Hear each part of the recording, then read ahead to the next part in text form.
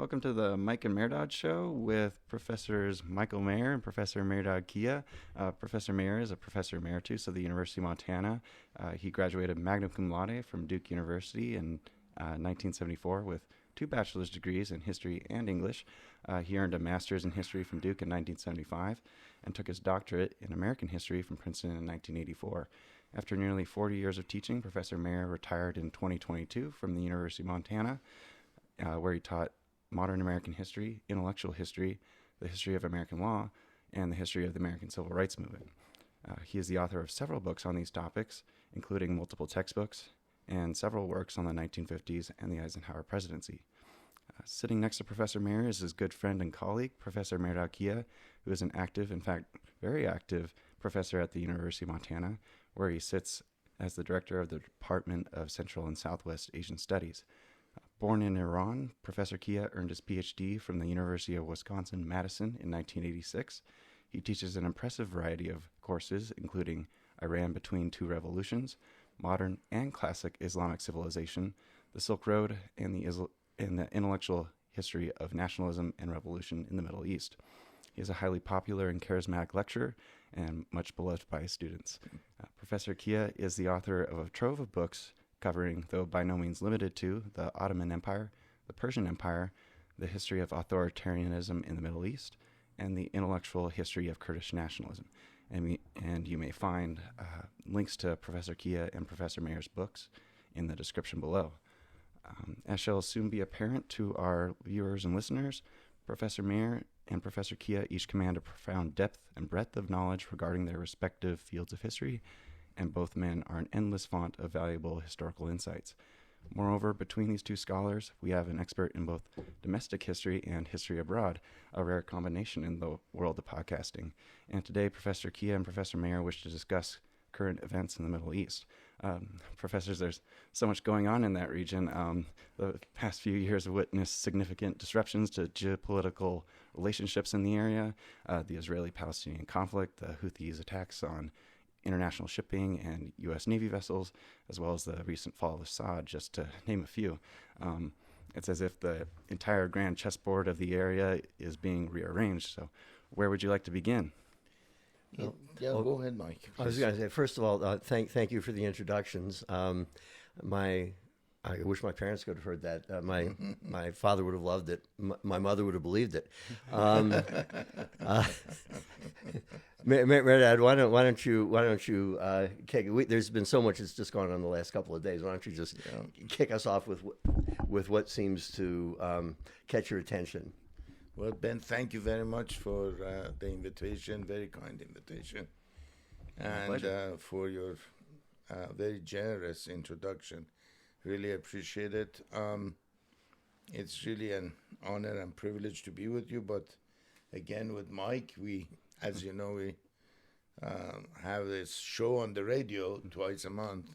And it's really enjoyable, and it's amazing how fast it goes. So, it really does. And the discussions have always been wonderful. I think that we have a situation today, in a broad sense, that I would say, I would call it a new Cold War, a new configuration in world politics.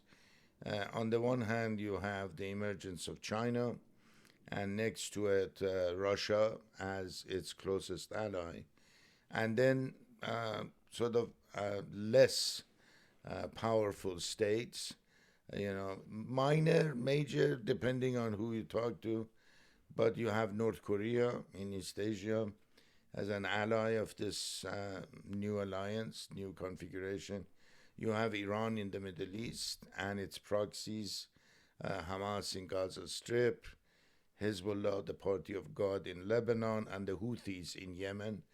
And before the fall of Assad, I would even count Syria, though a tittering power, still in that camp. And a few others, a few countries in Central Asia, for example, to some degree, maybe Kazakhstan, Uzbekistan, and so on and so forth. And some of the countries which are sitting on the edge to see which way the power struggle would go, and they would tilt.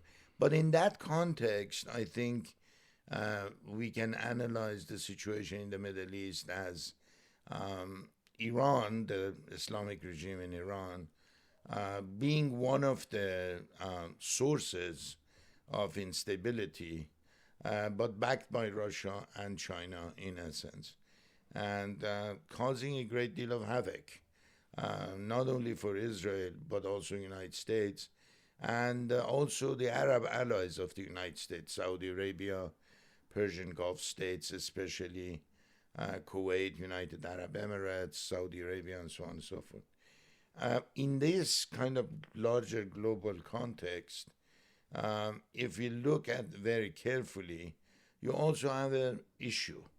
The issue is the rise of political Islam. Political Islam does not have its origins in Iran. It actually was born in Egypt in late 1920s, 1928, with the emergence of Muslim Brotherhood under the leadership of a very charismatic and a troubling leader, Hassan al-Banna, and then produced the ideologue of the political Islam, which is Sayyid Qutb, who was hanged, who was executed by Nasser in Egypt in 1966. But he is considered not the ideologue, the founder. If Hassan al-Banna was the Marx, Sayyid Qutb was the Lenin of Muslim Brotherhood. And yet all these ideas of political Islam had not come to fruition until February 1979, when Khomeini seized power in Iran. And I think that 1979 revolution, then following that, of course, the rise of Islamic fundamentalism in Afghanistan as a response to the Soviet invasion, hand in hand, these events created a series of other events which have brought us to this point. That is an Islamist bloc which wants to destroy United States influence in the region, which wants to destroy the state of Israel as the principal ally of the United States in the region, and basically wants to overthrow all the governments which stand with United States and even close to Israel these days to defend their own interest and to protect their own security. So today we have this formation, this new configuration, that Iran leads the first block of, I would call them the Islamist troublemakers, versus United States, Israel, and several Arab countries, principally Saudi Arabia, but also Jordan, Egypt, Kuwait, and the various countries of Persian Gulf, sort of trying to diffuse it and neutralize it. The way this battle is being fought, because Iran, as the principal player, understands that it does not have the military and the economic power which Israel and United States and Saudis bring to the table, they basically fight an asymmetrical warfare, which means we do not have the Air Force, we do not have the Navy, we do not have the military technology, but we have proxies surrounding Israel which would undermine the stability and security of the Jewish state. And until October 2023, that's how the configuration worked. Iran and its proxies surrounding Israel, Hamas in Gaza, Hezbollah in Lebanon, Houthis in Yemen, versus Israel and United States. I think October 2023, October 7th, 2023, was really a turning point, because now we realize Iran rolled the dice and convinced that it had sufficiently armed Hamas, backed by Hezbollah in Lebanon, to actually attack Israel and get away with it. And part of the reason they thought that was Israel was divided within itself, fragmented, over the whole Netanyahu issue. The left was gaining, ascending in Israeli politics. But also there was an administration in the United States which had allowed Iran to sell its oil to China. They had stashed about $95 billion worth of oil sales. They were flush with money. And they thought this is the opportune time to basically attack Israel and get away with it. And of course, as we know, we all know, the response from Israel was national unity and such a counterattack that they have been shocked, really. Hezbollah and its leader, Hassan Nasrallah, they're no longer there, really, in a real sense. Hezbollah is there, a few thousand armed men, but not really as a formidable political and military force. Hamas has been decapitated. Ismail Hania was actually assassinated while visiting Iran, which shows that Israel has an intelligence network inside Iran. And the Houthis, just the last few days, have been seriously attacked. Now, whether they have been dismantled or not, we don't know yet. But now the situation, the table has been turned around, and the Islamic regime in Iran is on a true defensive and on the verge of probably confronting the wrath of United States and Israel militarily.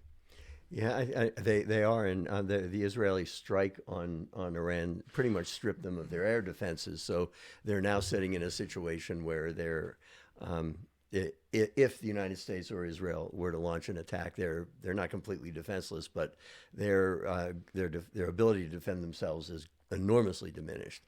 And I think that's a big thing. And Mehrdad raised a couple of interesting points that people might not necessarily pick up on, but Nasser came down. Nasser was a secularist.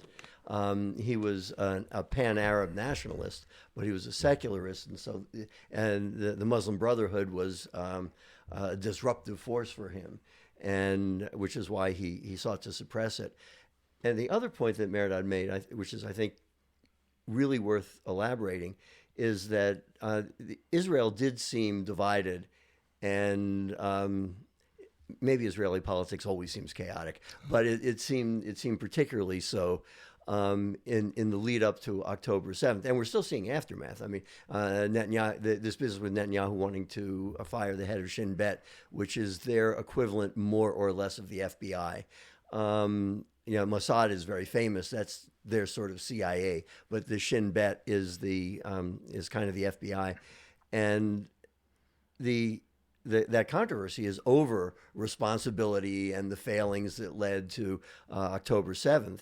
And so that's continued. The people in the streets demonstrating now are people who were demonstrating against Netanyahu's judicial reform before October 7th, and who were demonstrating over policy with respect to the hostages. And again, there's a great debate within Israel about whether or not the hostages should be the absolute priority, get them out, doesn't matter what you have to give up, which has kind of been Israel's policy over the years, over the decades, really, or whether there's just a national interest that needs to prevail, even over the desire to get the hostages out as quickly as possible.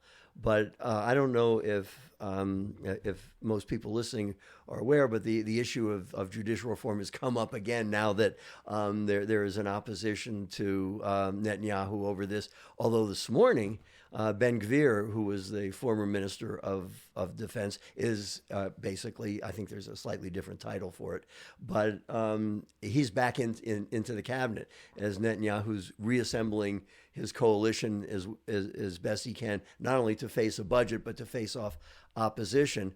And still on the agenda for Netanyahu is the judicial reform, which it's interesting because Biden and others have called it anti-democratic. And I know, Ben, you've heard me say that whatever else it may be, it's not anti-democratic. It's an attempt to insert democratically elected political figures into the selection process of Supreme Court justices. And from here, where our Supreme Court justices are selected by an elected president and confirmed by an elected Senate, it shouldn't seem so odd. In Israel, the system is very peculiar to us because the sitting members of the Supreme Court and the senior members of the bar select new judges or justices on Israel's Supreme Court, which is less democratic than what Netanyahu proposed. It may not be wise, but it's certainly it may not be wise to change it, but it's certainly not anti-democratic. It's in fact more democratic, and it also reflects another division in Israeli society that's been largely subsumed, I think, by the war after October 7th. But that is between the Ashkenazi or European Jews and the Sephardim or North African, Middle Eastern Jews who make up Israel's population. And for many years, the Labor Party, which was mostly, it was socialist and Eastern European Jewish in its makeup, dominated Israeli politics. They held power from independence until in the 1970s, when in the aftermath of the 73 war, Labor was kicked out and Menachem Begin and Likud came to power. So there's an interesting shift in Israeli politics. Likud is very receptive to not only religious Orthodox, but to the Sephardim. Whereas Labor, which is now a very, very small party in Israel, is more receptive to the Ashkenazi or European Jews. But while the political system has shifted, because of its anti-democratic nature, the selection of the Israeli Supreme Court still is dominated by European Jews and by Labor. And so it's very much out of step with the ruling political party. I see. And the other thing that brings this up is Israel doesn't have a written constitution, which isn't unusual. Great Britain doesn't. A lot of countries, I suppose, don't. But they also haven't had, historically, judicial review. And in the 1990s, the Supreme Court began to review acts of parliament. And as Israeli politics moved toward Likud and toward the right, the Israeli Supreme Court, which was still very much dominated by people from Labor and the left, began to declare acts of the Knesset, the Israeli parliament, unconstitutional, which seems strange to Americans because they don't have a constitution. It's kind of hard to argue that how can you argue it's unconstitutional if you don't have a constitution? And they said, well, yeah, the standard is reasonableness. Well, a lot of people can disagree on that, but that's where that controversy has come. And again, it's part of a shift in power in Israeli politics, but it has that tended to maybe not destabilize. Israel is a very vibrant democracy. They have free expression. Politics in Israel is as tumultuous as you could possibly imagine. Opposition leaders say the most scurrilous things about government and vice versa. But that was all kind of submerged by October 7th. And now with various things going on, it seems to be reemerging. How does the Iran nuclear deal play into these events? And what was the role of Robert Malley, who I believe was the Obama and Biden administration's special envoy to Iran, in negotiating this deal? He was basically the byproduct of the Obama administration's attempt to somehow contain Iran's nuclear program through at least a temporary deal with the Islamic regime.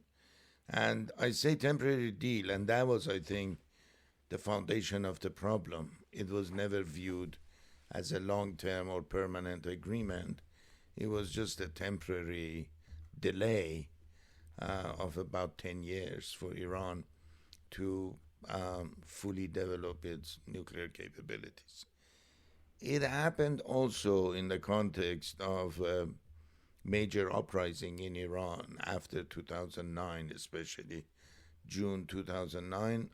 The regime felt, or at least thought, that it was in control and it could hold an election which wouldn't be democratic or open or transparent, Right. but it would at least have a few candidates. And as the world saw it, that was the first sort of manifestation of the level of dissatisfaction in Iranian society the country erupted when the regime tried to actually impose its own candidate and basically steal the election. I think that the West in general and United States in particular has had more or less tried to forget about Iran since the Iran-Iraq War of 1980s. It ended in 88. Our preoccupation was more with Saddam, his invasion of Kuwait, and then his attempt to perhaps have its own nuclear capability, which was destroyed by the Israelis initially. But we were much worried about Saddam and his aggression toward Arab countries to the south, like Kuwait and Saudi Arabia. I think what we missed in the process was a major political and demographic shift in Iran. At the time of the revolution, I remember the population of Iran was given about 38 to 46 million, so around upper 30s, lower 40s. And today the population is almost 90 million. Wow. It was one of the fastest growing populations. It's a very young population. Until a few years ago, the estimate was about 65 to 70% were below 30 years old. It's very young and doesn't have any memory of Iran before the revolution. All they have heard from their parents and grandparents is how wonderful it was that we could go anywhere without a visa. Our passport was taken everywhere. Our currency was very strong. You could send your kids to United States, European countries, to any university you wanted. Average Iranians owned a car or two. The GNP and the average salary was ahead of South Korea and several times ahead of China. Wow. And all of this, of course, the question around the dinner table was, why did you revolt then? You know, if you had all this. And of course, this has become a major issue with the younger generation. It's sort of a nostalgia for the pre-79 emerged. And at the same time, something even bigger, I think, and that is the rise of Iranian women as a social force. 57% of university graduates in Iran remain women. Wow. It's a huge difference between Iran and the Arab countries, and much more similar to Israel and Turkey in some ways, the other two non-Arab countries in the region. And these are dentists, doctors, surgeons, teachers, professors, journalists, writers, professionals, nurses, government workers, whatever.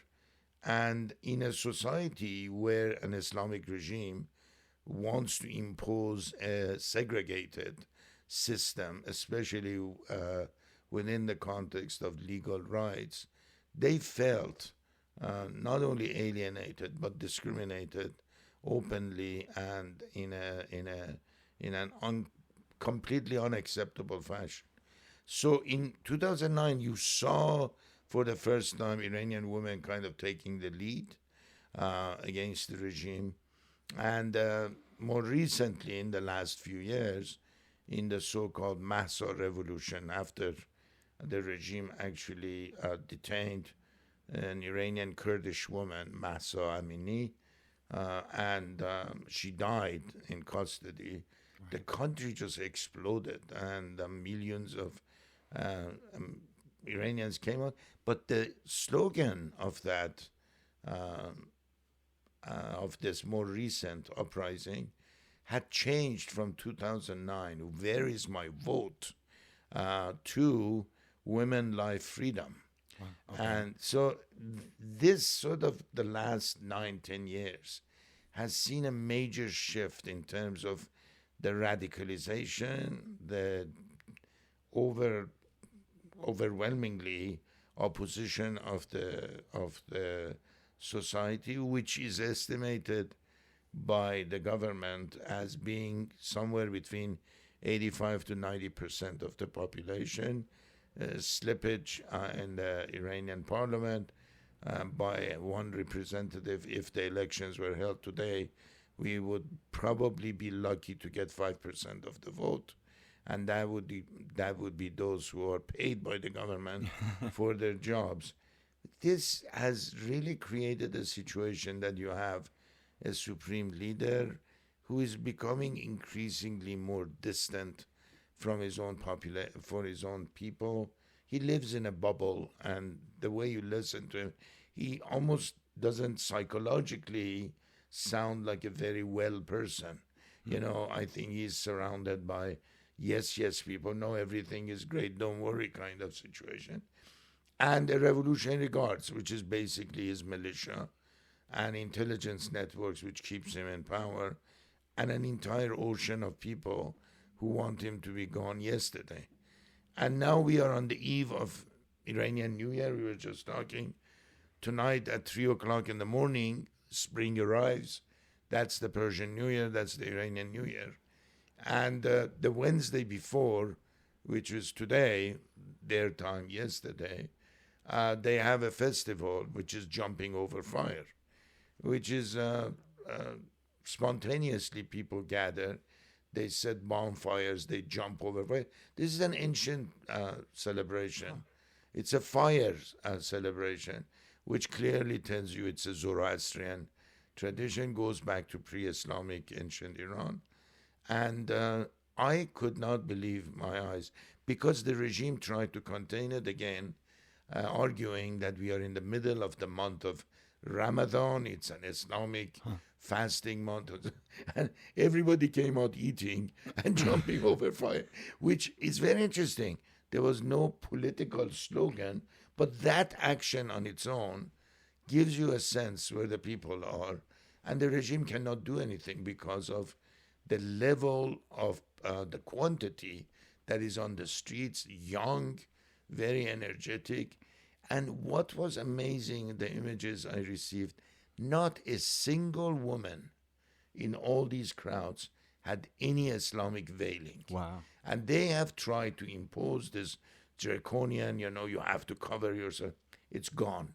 In some ways, after the Mahsa revolution, it is now only that segment of the society which follows the regime and obeys the regime and basically acts as its supporters that still respect these kinds of orders from above. The rest of the society, thanks to social media, thanks to this cultural and demographic change, but thanks to education. Iranians shock me with the number of people who read books. And I see these titles. I actually saw several titles on Civil War, American Civil War. One from an individual that I know Mike is very familiar with and has been here and has given wonderful talks, Battle Cry Freedom, right? McPherson. Yeah. McPherson being translated into Persian and one of the bestsellers, which tells you something about the reality on the ground. People are reading, people are becoming curious. They are reading also about their own history. They are understanding the role of the clergy has been very much destructive. And I think what worries the Iranian society is that there is a messianic element in their ideology. They're waiting for the arrival of the 12th descendants of Muhammad, the Prophet of Islam, as the 12th Imam or as the Savior, as the Messiah. And that upon his arrival, Iran will then have its own nuclear capability, and watch out because we are rising as a global superpower. And the excuse is that, look at United States. It attacked Iraq, but it hasn't dared attacking North Korea. the reason Iraq was attacked and North Korea hasn't been, because North Korea has the nukes, or has capability to defend itself, and Iraq did not. So we need to join the Rooster Club, as they call it, rather than staying as Hens Club, as they say it in Persian. So all of this is taking place in a context that if they gain access to nuclear capability, I think the world will enter into a new chapter. Why? First of all, the neighbors would like to have it. Turkey will go for it. Saudis will go for it. Pakistan already has it. Israel already. You will have a nightmare scenario in the region, especially with regimes which are very unstable. The Iranian regime, can you imagine? Khamenei die, and who will have the finger on the nukes there? But that's one thing. The other thing is that their attack on Israel with long-range ballistic missiles, twice, in fact, that gives you a sense that they mean it. They have openly and publicly denied the Holocaust, denied any sort of suffering on the part of Jewish people. They look at Israel as an illegal state which needs to be destroyed, which has to be destroyed. And they have already fired missiles against Israel. If they have that kind of capability, I think we are going to enter a full-fledged sort of state of war. That's why, what you have been hearing in the last few weeks from the White House, the Trump administration, warning them not only about Houthis and the fact that you cannot continue arming the Houthis and disrupt international shipping in the Red Sea, but you cannot continue with your military buildup. I think we are coming closer and closer to that point, which we have been watching, and I think some people in Washington trying to ignore it because it is such a frightening prospect. And that's a prospect of basically destroying their nuclear capability.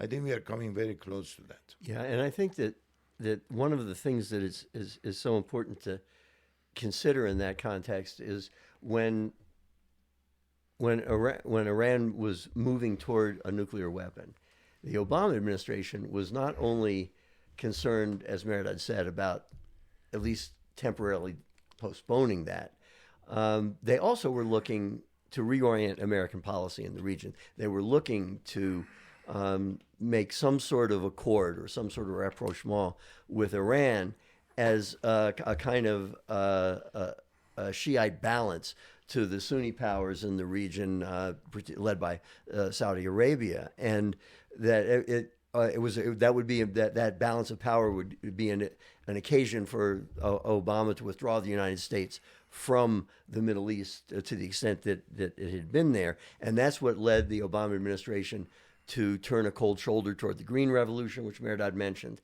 and also toward the explosion of protest, and more recently that was led by women.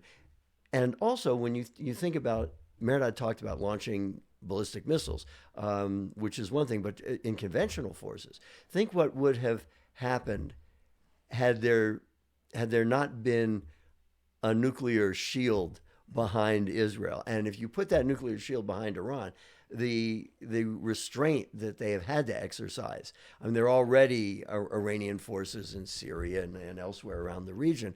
Iran was very, along with Russia, was very important in keeping Assad in power as long as he did. And again, God, can you imagine if Assad had nuclear weapons? He used chemical weapons on his own people. As Mehrdad mentioned, the Israelis took out the Syrian nuclear plant. But if that hadn't happened, the whole world condemned Israel, and then behind the scenes went, whew, thank goodness. But can you imagine what would have happened if Assad had nuclear weapons at his disposal at that point, and whether his own people or starting some sort of adventure elsewhere? So I mean, this is really an important development, and I think one of the one of the missed opportunities was both the Green Revolution, the Obama administration, and the Biden administration's response to the more recent uprising, which was much more national in nature. The Green Revolution was more urban. This last outbreak was really much more national in scope. I went to the rural areas. As Mehrdad said, it was led by women. It was really an opportunity to, again, if the United States had intervened in any way, it would have been, I think, catastrophic. But the United States could have lent a lot more support, diplomatic, monetary, in terms of logistics, communications and other things to the people who were trying to overthrow the Islamic regime. And if you're looking to prevent an insane theocratic tyranny from gaining nuclear weapons, maybe the best way of doing that is to get rid of the insane theocratic tyranny. That I think those were a couple of real missed opportunities. I think sometimes, when I speak about getting rid of the regime, immediately the response is, you're calling for military intervention or landing of special forces or Marines. And I want to clarify this point. I would be the last person to ever advocate U.S. military intervention in Iran for a variety of reasons, starting with geography. It's a country 3 times the size of France. It's basically the size of the entire West Europe. If you put several countries of Western Europe, Germany, France, Italy, Spain, that's Iran. It's a very large country. The other thing, it's a very rugged country. People tend to think of Middle East as flat and desert. Iran has very high snowfalls. It's one of the only teams in the Middle East which sends a skiing team to Winter Olympics. Oh, wow. People don't even realize that. When I lived there, and this is not for the rich, it's just average Iranians, especially Tehran. If you look at just, click Tehran in winter, you realize how, popular skiing and other, luge, everything else that you can think of with regard to in the ice skating, so on and so are popular. But whatever the case may be, that's its geography. But more importantly, it has 90 million people, and its capital, Tehran, nobody knows the real population. I mean, you typically hear 14 million with all the suburbs. 1/4. I have never seen anything called the map of Tehran beyond what was the old Tehran, which is now, 60 times larger than now what it is. I mean, it is a city of hundreds of streets, back streets, alleys, and so on and so forth. Even Tehranis themselves get lost there, let alone sending an army to do what? It's going to be impossible to control and contain. But more important than all of these is that the Iranians don't want to be attacked, but they want, as Mike correctly pointed out, they want support, moral support, diplomatic support, technological support, and perhaps some financial support when it comes to being able to organize more activities near Iran, in close proximity to Iran, or outside, to make the world aware that this is a crumbling regime and people are sick and tired of it. But nobody is asking for military intervention. There might be a few here and there, but I am not. What I think is disappointing is that there are still a lot of people in Washington and in both parties who believe that you can have behavior change without the change in the regime. This regime would not become a normal player. That we know now. I mean, if anybody has been watching these people since 79, what you know is that their DNA is hatred for the United States and the West, hatred for Israel, hatred for anything that questions their ideology. They have created a totalitarian state, and even giving concessions on the question of celebrating Persian New Year or allowing Iranian women to dress as they wish is considered to be a backbreaker, basically, for the regime. So this is a very insecure, highly dictatorial, and highly tyrannical and intolerant regime. It's not going to give an inch. Yeah, American policymakers from the Reagan administration on have been looking for Iranian moderates, and nobody's found any. Reformists, moderates, and so on. And that's why the regime has played that card. So in 1997, they brought this character, Khatami.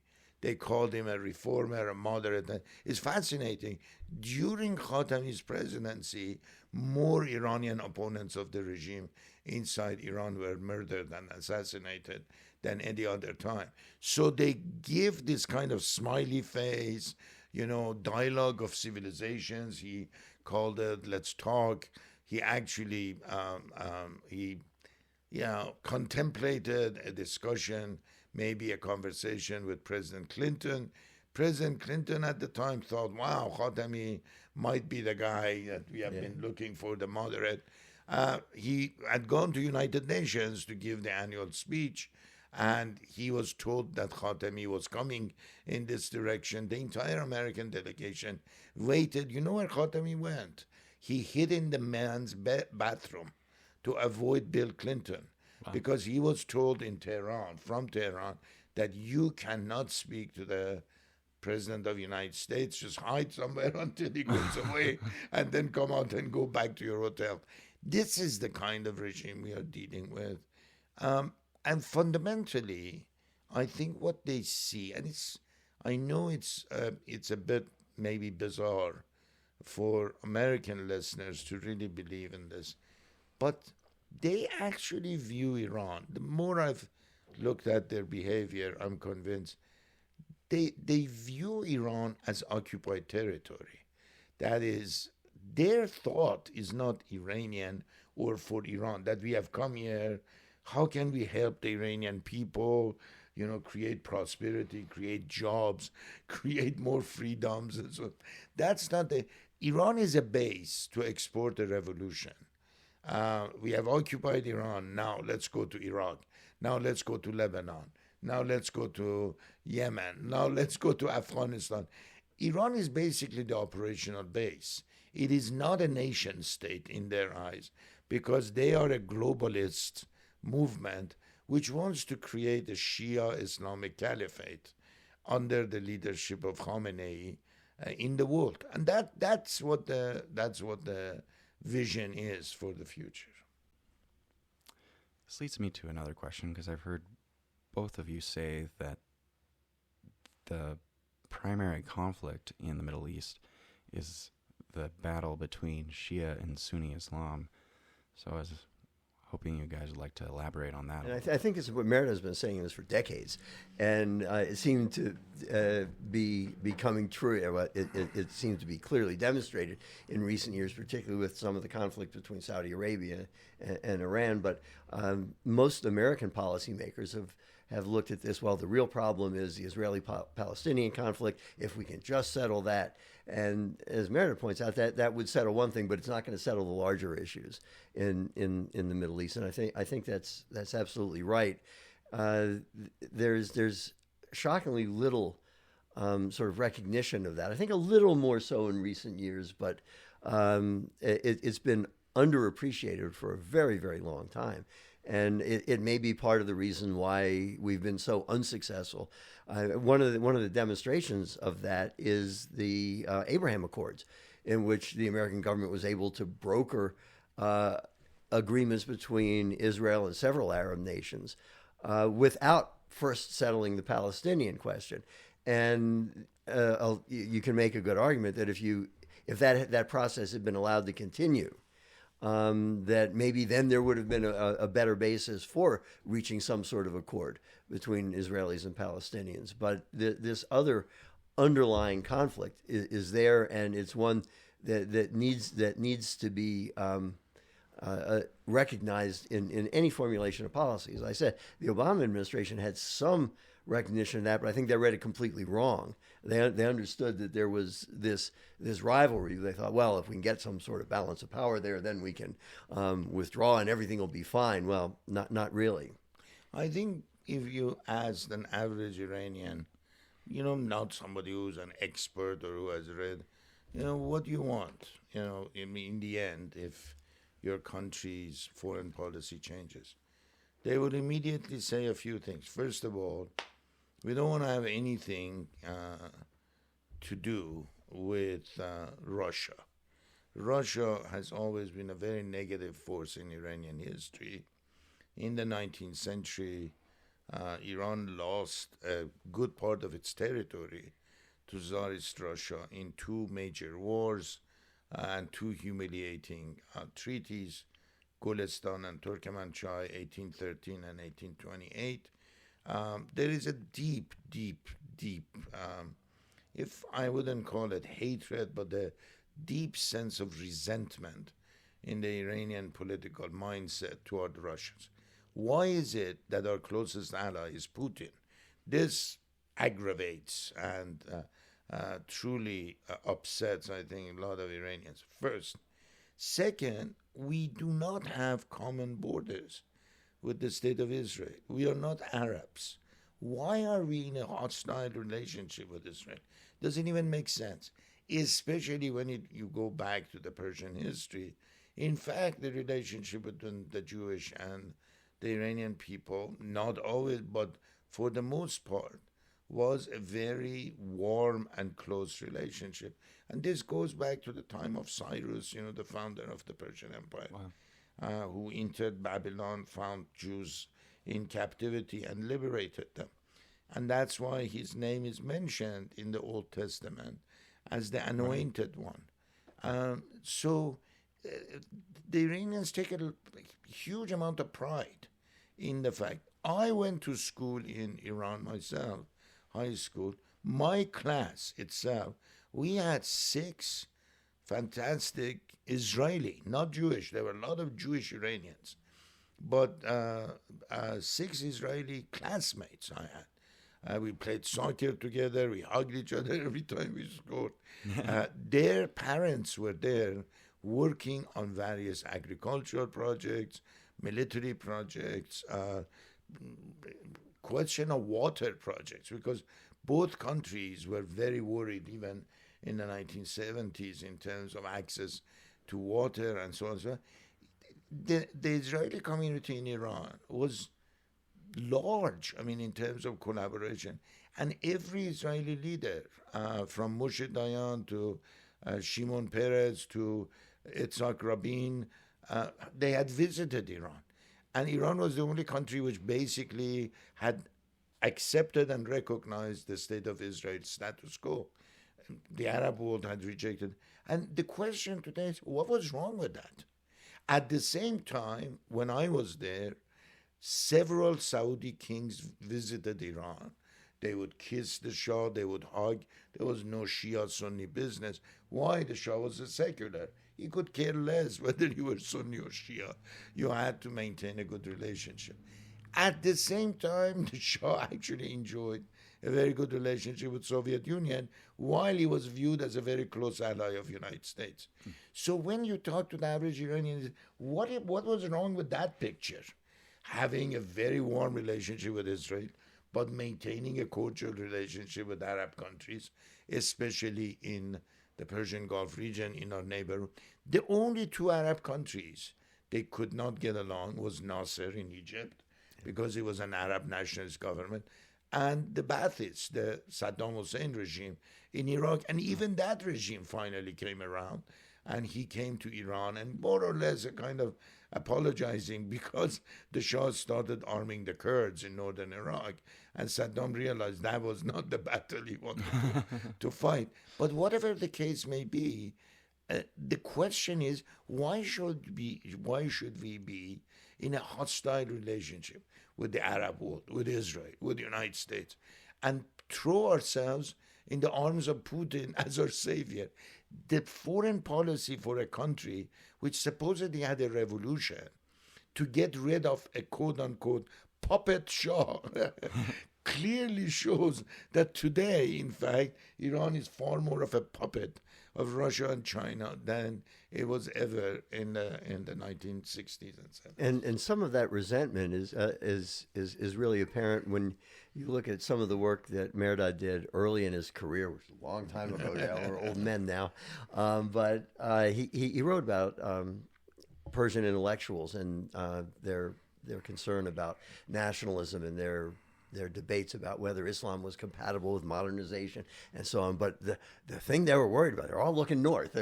Russia's really what they're worried about. And you see that in very, very, very clearly in the late 19th and early 20th century. And even after, the Second World War, for a very short period of time, Soviet Red Army and the British were inside Iran using Iranian railway system to supply Soviet Union with badly needed arms and spare parts. And the only country where you could actually put, your arms and military technology and spare parts and food on a train and ship it to Soviet Union was Iran, because Iran has ports on the Persian Gulf and it had a 1,500 it is not miles. It is not miles. Yeah, it's kilometers. And they had this border, so you could actually ship it. United States also ended up inside Iran after the United States joined the Second World War. But, after the end of the war in 1945, the British left, the Americans left. The Soviet Red Army did not leave. They actually held on to a piece of territory in Iran, which is strategically very important. So it was one of the first sort of opening salvos of the Cold War. Exactly. Yeah. In some way, Cold War started in Greece, Turkey, and Iran. Right. Yeah, and so the Iranians have this sense that Soviet Union has always had this sort of colonialist sort of view of Iran. Whereas United States, thousands of miles away, has never really landed troops except for that short period. And then it withdrew. And the benefits of having United States as an ally is sitting in front of you. We had 50,000 Iranian students studying in U.S., returning to Iran, assuming responsibilities in the Iranian economy, daily life, various fields of knowledge and so on. What was wrong with that? We had access to the best universities in the world. And now where do you go? Do you send your students to Moscow State? And the problem is fascinating. Every individual that I know in the Iranian regime today has a relative in United States. Wow. They don't even send their kids to Russia or China. They still buy property in Canada and United States. They send their kids and relatives to the United States to attend university. So deep down, they don't even know that this is a bad foreign policy. But you have a very stubborn and extremely anti-American, anti-Israel leader who is just bent on remaining in opposition until he dies. And he has a structure, the siege and so on, to support the tyranny. And it really is what Mehrdad was mentioning is sort of the brain drain is fascinating, because you think of all the intellectuals and professionals and so on who might have returned to Iran, but they're now in Detroit and Los Angeles and London and Paris. And I for one am very grateful to them for all the people they've chased over to the United States. But it's a very strange way to run a country. The city with the largest number of dentists and doctors after Tehran is Los Angeles. That's the second city with the largest number of Iranian doctors and dentists. That is, Los Angeles is ahead of other Iranian cities only with the exception of Tehran, the capital city, which gives you a sense of what has happened. We have about now somewhere between 9 to 10 million Iranians abroad. And can you imagine if that force returned? The kind of knowledge, know-how, investment that they can take back. But this regime has done everything possible to impede that, to prevent it. Why? Because they would return and it would be the end of the regime. And that middle class, in essence, frightens the regime more than anything else because it's the result of secular reforms, secular education, and secular ideals and aspirations. And they just do not see an Islamic Iran in the future of the country. And for that reason, we are in the middle of really a cultural and ideological battle among the Iranians, those who want to keep the status quo, and I think the overwhelming majority who want to change it. Yeah, that middle class has been, that was one of the legacies of the Shah's regime. Yeah. But, and his father. Yeah, and his father. But people tend to forget that when you look at the entire region, what countries have a dominant or a large middle class? Israel and Iran. Yeah. And that's it. And it was that middle class that was very important in determining the outcome of the overthrow of Mossadegh in 1953. It was that middle class that's been that was dissatisfied with the Shah's government at the end. That middle class has been around. And one of the things that's astonished me is you think, I mean, now we're a generation getting on toward two past that, the 79. And you think, how could that middle class survive? And a lot of people have written that, that middle class is evaporated. It's gone. Mehrdad's been saying for a long time, they're still there. He's in touch with a lot of them. And it's fascinating to see that middle class, especially in this last round of protests, the role and the size of that. I mean, again, I think a lot of people, not just in the American government, but the American academic world, really misjudged that. I think ironically, I think they misjudged it in 1953. Who was dissatisfied with the policy that created the British embargo? Who did it hurt? It didn't hurt the really poor people in rural countries. They weren't getting anything from Britain. It was the middle class. Yeah. And you go on through that. Who wanted more freedom in the 1970s? It was the middle class. And the thing that is astonishing to me is they're still there. Yeah. And many of their aspirations haven't changed very much. I think what happened is that when Saddam Hussein attacked Iran in 1980, men went to war. And that was a large mobilization of the male population. We now think that about 500,000 to 700,000 were actually killed. Some would take the number to 1 million. But a lot of men went and a lot of men died. But a lot of jobs became vacant and a lot of positions became vacant. Initially, when Khomeini came to power, they wanted to basically push the women back to their homes, impose, Islamic dress code and so on and so forth, and restore what they called the traditional family values, which is men are in the public sphere, women are in the private sphere.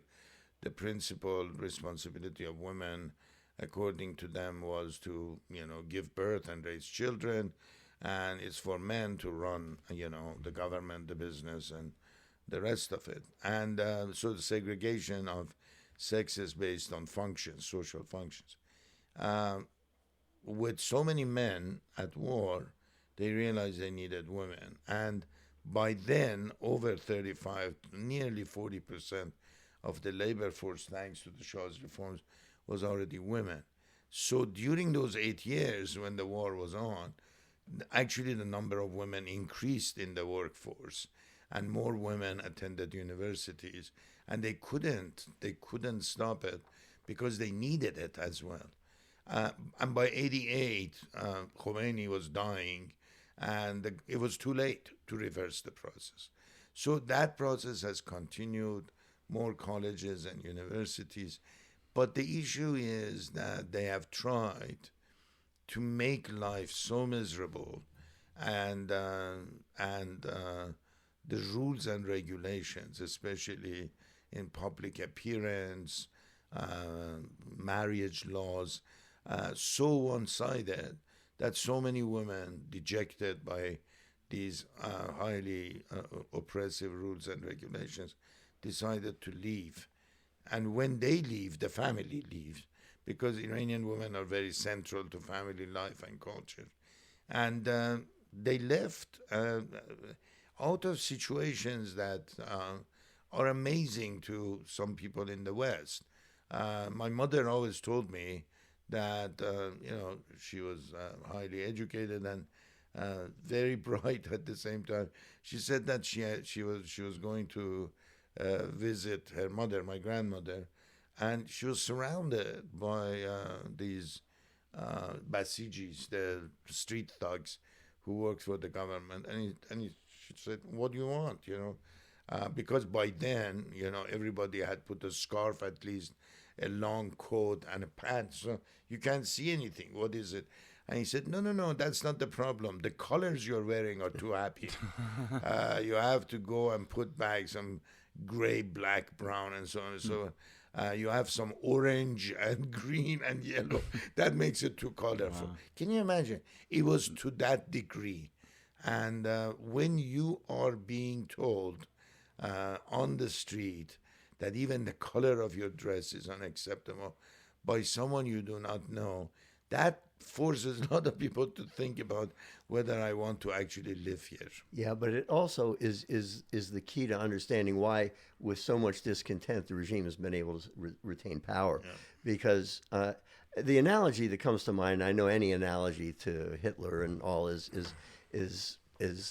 a loaded one, is foolish. And it's not an analogy to Hitler, but the Basiji are essentially very much like Hitler Youth.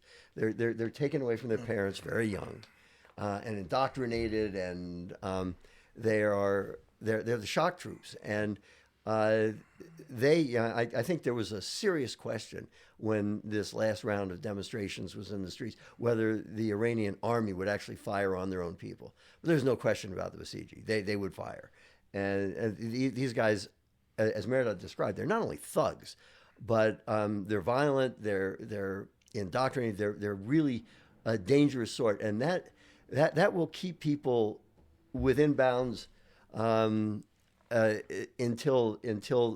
that threat is alleviated, because these people are violent and they're unaccountable, and it's horrific to think what could happen. And I know a lot of people, looking back in history, if I were alive in Germany, I would have been part of the resistance. No, you wouldn't.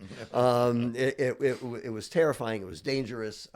Most people weren't. I mean, the French, the great stories of the resistance, and the resistance was incredibly heroic. But there's a very small number of people. Most French people happily collaborated rather than put their lives, families, and everything else at risk.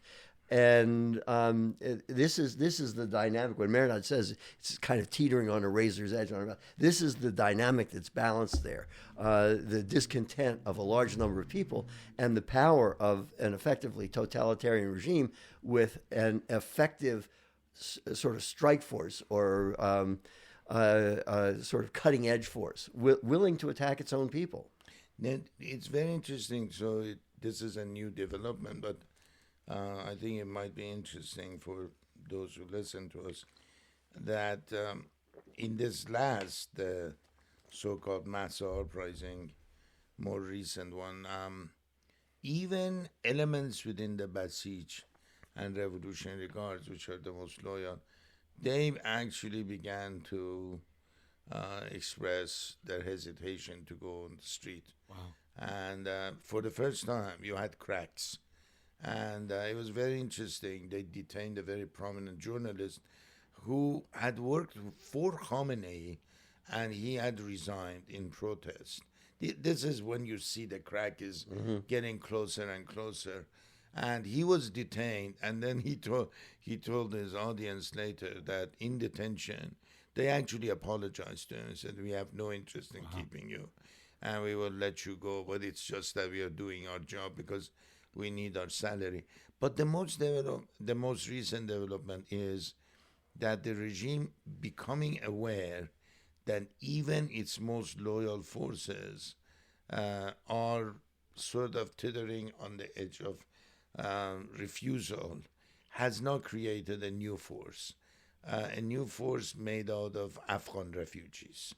There are millions of Afghans who fled Taliban. They live in Iran. They're very poor, good people, hardworking people. Afghans speak the same language as the Iranians. They speak Persian. But many of them are desperate for a job, for something to make an income. First, they actually trained them as units, as armed units, and they took them to Syria to save Assad from downfall. After they had sufficient number of forces coming from Lebanon through Hezbollah to help them, they brought the Afghan forces back, the Afghan units, and in the more recent demonstrations, they are using Afghans, which is very, very sad, because in overall sort of picture, Iranians have always, at least the Iranians I talk to, they always viewed Afghans as brothers, sisters, people who have also suffered a great deal under horrible regimes, first Soviet occupation, then Islamist, rule, then now Taliban, and a lot of them, millions, fled into Iran. But the regime is that desperate. That is, it is tapping into anything. At the same time, it has brought Shia forces from Iraq and Lebanon to also help it, because they are non-Iranians. They don't have any qualm about, using force against the Iranian population. It shows the level of desperation on the part of the regime. Yeah, I mean, if you look back to, say, Tiananmen Square, the Chinese government brought troops from way outside, different remote provinces, because they were worried that even loyal troops would not fire on their own people, whereas these people are from very different, really almost different cultures, brought in, would have far less reservation about using force against the people who are in Tiananmen Square. It's interesting, and it's also interesting the role that the Assad regime has played. As we keep coming back. I mean, this is as Mehrdad mentioned, the Ba'athist regime that came to power, I think, in 1970. I think Assad came to power in 73. Is that right? The father. Yeah, the father, the senior, Hafez al-Assad, came to power in 73, and was, again, a tyrant of unimaginable proportions. A lot of he was one of the most hardline anti-Israeli, and he was one of the most repressive. Again, he was a nationalist and but something of a secularist, but and also represented a religious minority, and the Alawite minority in his country, but and held power by force. And when he died, his oldest son, who had been the designated successor, died. Was it an auto accident? I think. He was speeding to the airport, and he hit a roadblock. Yeah, and he killed himself. Basically. The Basil, and so the younger son, who was an ophthalmologist in London, was called back to take over, and everybody thought, well, maybe he'll be, he's Western educated, maybe he'll be a more moderating force. And Hillary Clinton came back and said he was a reformer, and she wasn't the only one. I mean, British and French leaders as well said the same thing. He turned out to be more of a bloody massacre artist than his father, and killed many more people than his father, which is pretty impressive. His father killed 20,000 people in one city during the Muslim Brotherhood uprising in the 80s. Yeah, Hama, and so you get this this odd guy who was held power by force until again an uprising. And he used unimaginable force like his father. He used all kinds. I mean, his father used chemical weapons in Hama. He used all kinds of horrific force against his own people. And eventually it quickly turned against him. The regime fell. But what kept him in power was the Russians and the Iranians. Yeah. And their willingness to support him. And it also, going back to the larger question of the balance in the Middle East, if you're a tin pot dictator in the Middle East and you look around in a few years back, say 10 or 15 years ago, and you look around, well, let's see, Mubarak's people turned against him and Obama, sort of cut ties and he wound up in a cage. The fact is that the Libyan dictator was harmless to the rest of the world. He was a threat to his own people, but Gaddafi was harmless to the world at that point. In fact, was something of a cooperating figure in the war on terror. And again, it was determined he had to go. He's dead. So the people who were more inclined toward the United States, Mubarak, or were afraid of the United States and Gaddafi, as soon as the first sign of real threat to their power, they went and met horrible ends. Mubarak wound up in a cage. Gaddafi was literally torn apart by his own people. And you look at Assad with the backing of Russia, and he was still in power until very, very recently, when Russia was preoccupied with their own problems in Ukraine and didn't have the force, and Iran had other fish to fry as well. But it's fascinating.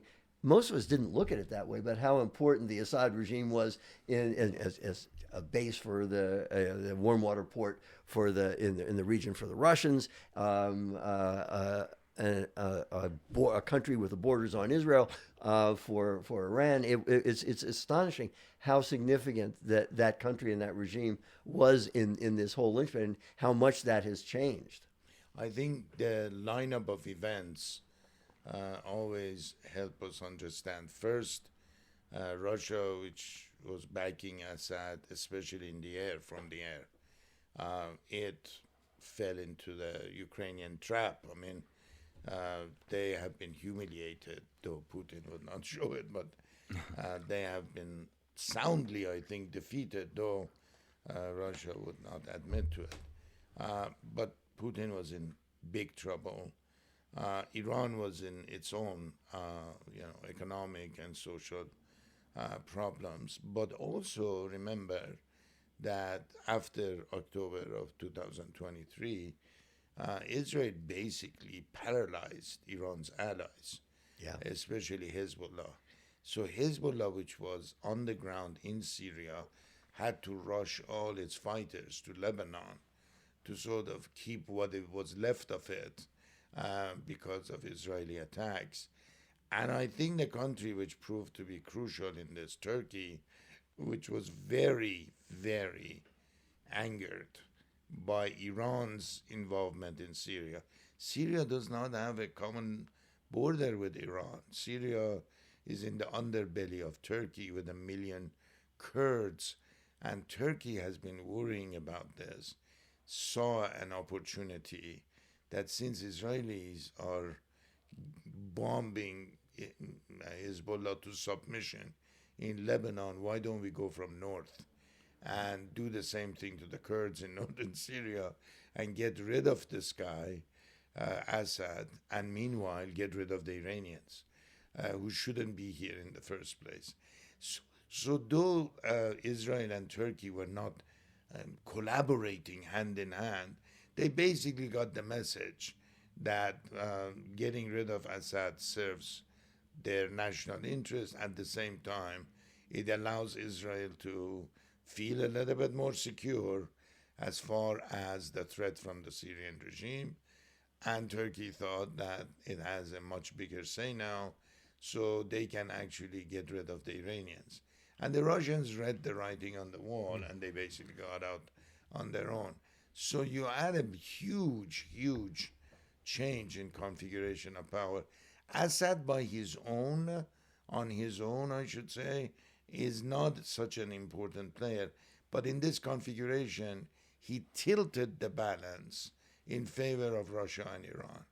And in that larger configuration, as I mentioned in the very beginning, his loss and the loss of Syria is a huge change in the balance of power. I think.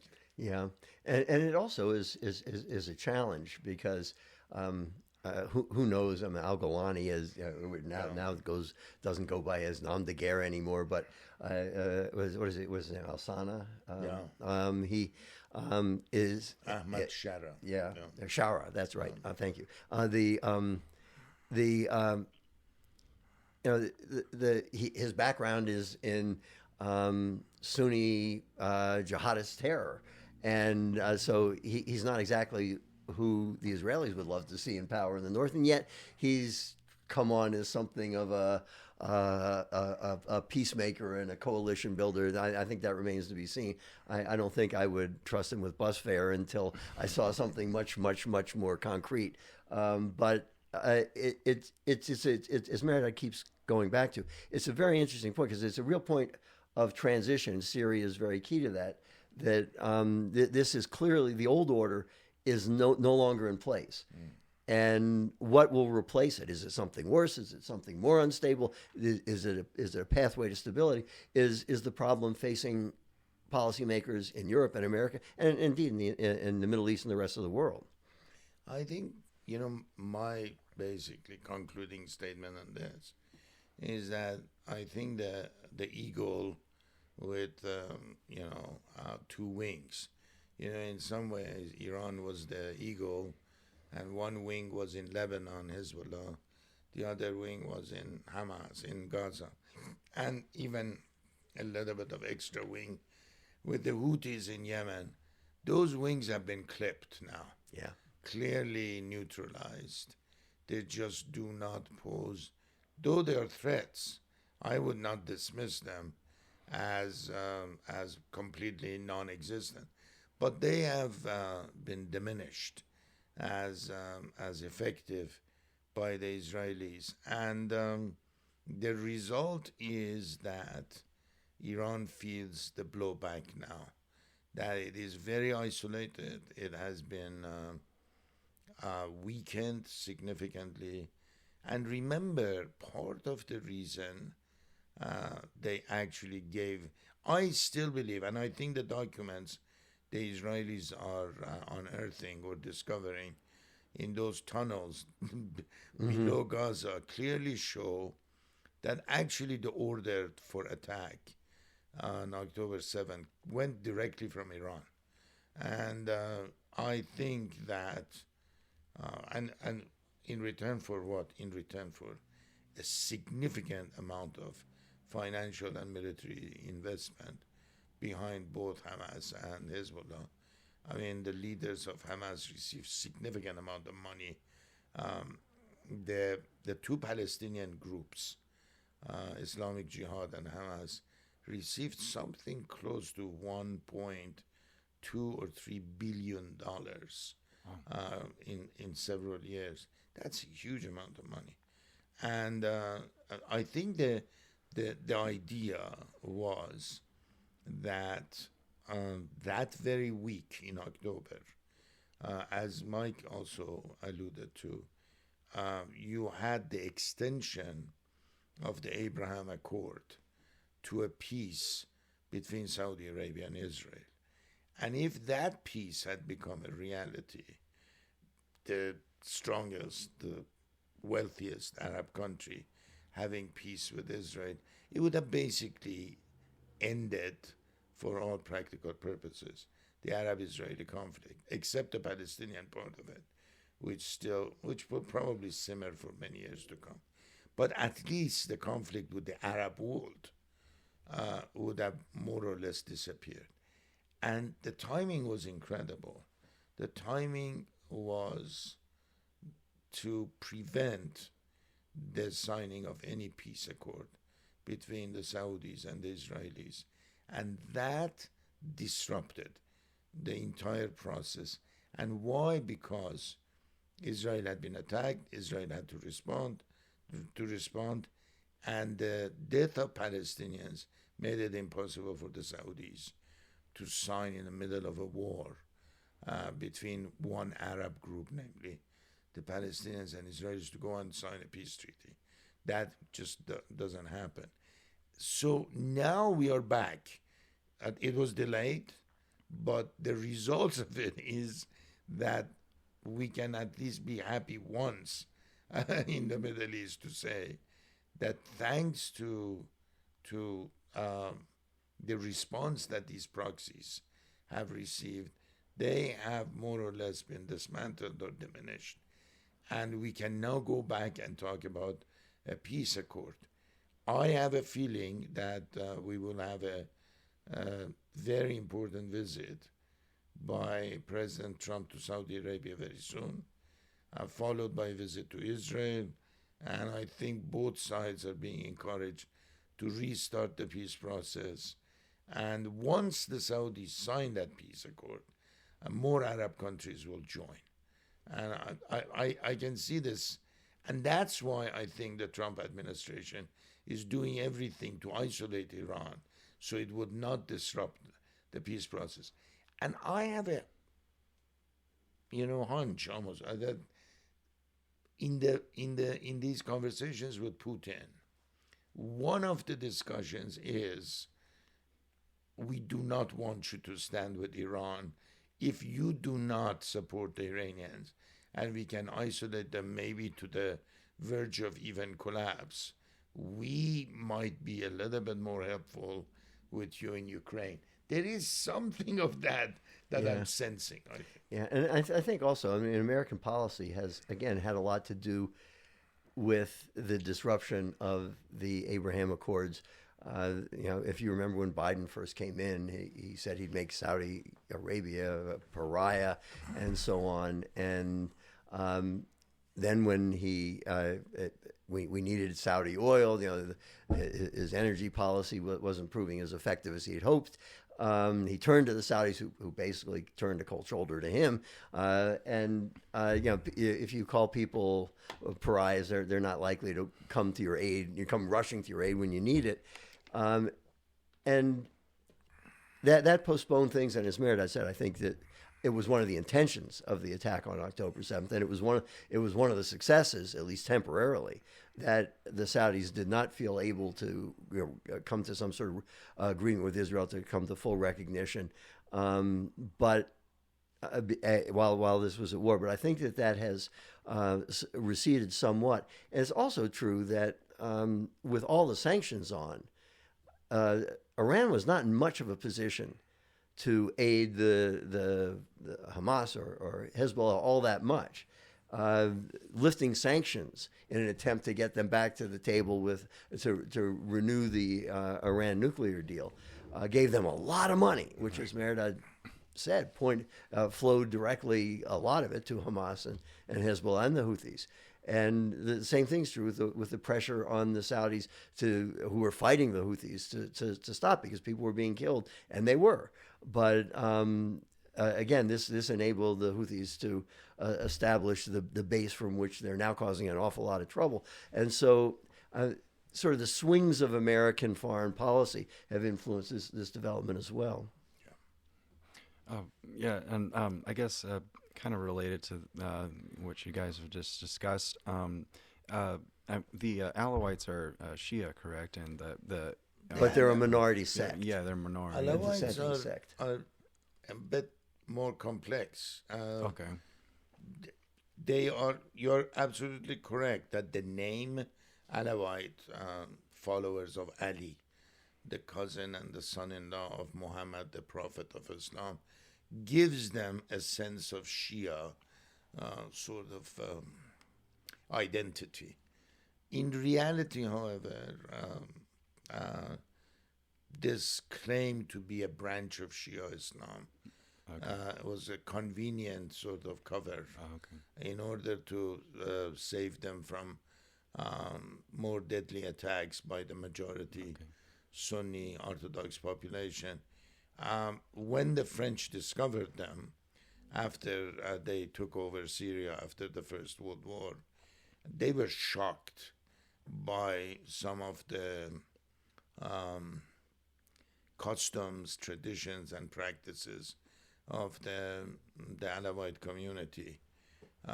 For example, and the French were looking for allies in Syria because the majority Sunni Muslim population, as well as the Christian population, Syria had a significant Christian population, would not collaborate with the French. And so they were looking, and in these mountains of northwestern Syria, Latakia and Tartus, they actually found the Alawites. And the first thing they were struck by was there was no mosques. There was no call to prayer. And then they realized, oh my God, they have actually ceremonies which have nothing to do with religion. One of their greatest celebrations was the spring equinox, Nowruz, the New Year, which gives you a sense that they were most probably a sub-branch of the Kurdish population. Even by physical appearance and so on and so forth, the Assad family, taller, bonier, and so on and so on. They seem more Kurdish than Arab. But anyway, the Alawites also, the French found out. The French always send their anthropologists to find out who are these people. They found them that the Alawites were actually divided in two groups, the sun worshippers and the moon worshippers, which also tells you that they were probably a pagan cult of some sort, and that they were accused by the Sunni and Christian population in the big cities of having communal dances, which involved drinking wine. And the accusation on the part of the urban population was that there were communal orgies after the dance and dancing around the fire, which is again an ancient sort of element. So the only thing the Alawites were not was religious. So, but conveniently, when they rose to power, as Mike mentioned, after 1970s, they weaved this cloak that we are a branch of Shia Islam, but in reality, and that's why they were so attracted to the Ba'ath Party, because the Ba'ath Party was purely secular and in fact atheistic. They did not believe even in any form of religion. Later on, the Ba'ath sort of changed its sort of ideology to adjust itself to Islam, but what it wasn't was Islamic. Yeah, and the Alawites were also part of the mix in Lebanon, and which the before the PLO sort of trashed the place in the 1970s. The cliche, and there's like a lot of cliches, there's a lot of truth in it. Lebanon was kind of a showpiece. It's got beautiful beaches and so on, but the government was always a carefully balanced sort of compromise of position holders from different groups: the Druze, the Alawites, the Shiites, and so on. Yeah. And so, I mean, that's what led to the problems in 1958 that led to the American intervention. Shamoun wanted to extend his presidency against the Constitution, and the United States sent Marines to ostensibly to protect American interests, mostly to keep the government in power. But they made it very clear that Shamoun was going to have to go. He had to follow the Constitution. Lebanon, though it's not part of our discussion today, but has also its own fundamental problems, because the Constitution that the French wrote for Lebanon, because Lebanon was originally part of Syria, they carved Lebanon out of Syria, and then, as Mike mentioned, they created a constitution according to which the Maronite Christians, who are very close to the Catholic Church, they would become automatically the president. They would hold the presidency of the country. The prime minister would always be a Sunni Orthodox Muslim, and the Speaker of the House would always be the Shia. So, of course, the French did not have any control over demography and reproduction. So Maronites were at the time a slight, Lebanon, as Mike mentioned, is a country of minority confessional groups. The Maronites had an short edge. Now I think everybody would agree, that the Shia are the majority, but not a majority of the population, but a bigger minority than the rest of the other minority groups, and that's why Iran has so much influence. Okay, I see. Yeah, and one reason I asked that is because I mean, Iran is Shia, and so I guess that cloak of Shiaism among the allies, maybe perhaps a sort of a way to appease or like create relationships with Iran. Or... Yeah, the Iranian government actually realized that there was this large Shia population, and while the Maronites and the Sunni Orthodox Muslim Lebanese were basically the landowners and big business owners. They had the hotels, the casinos on the water edge, and all the nice beaches. The Shia were the poor of the hilly south. They were the shepherds and the peasants, basically. When the Israelis entered Lebanon in '82, the Shiites greeted them basically as liberators, and that turned as the Israelis became an occupying force more in southern Lebanon as that dragged on.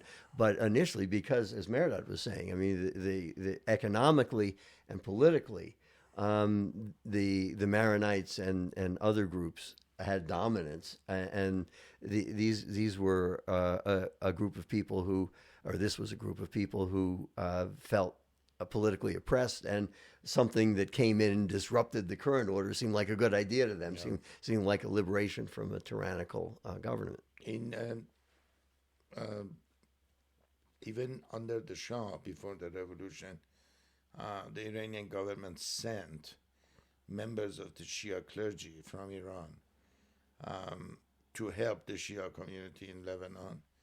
One of them, Musa Sadr or Sadr, S-A-D-R, proved to be very instrumental in putting the Shia community in Lebanon together with the help, incredible amount of financial help from Iran. They built schools, colleges. They sent Shia kids to United States. One of them, Fuad Ajami, became a very prominent historian. Oh, wow. And taught very prestigious universities, Johns Hopkins, I think, the last night. And he wrote in one of his books that until the day when he saw Musa Sadr, this tall, handsome Iranian who spoke horrible Arabic with Persian accent, he had no pride in being a Shia. Then here came Musa Sadr and so on and so forth.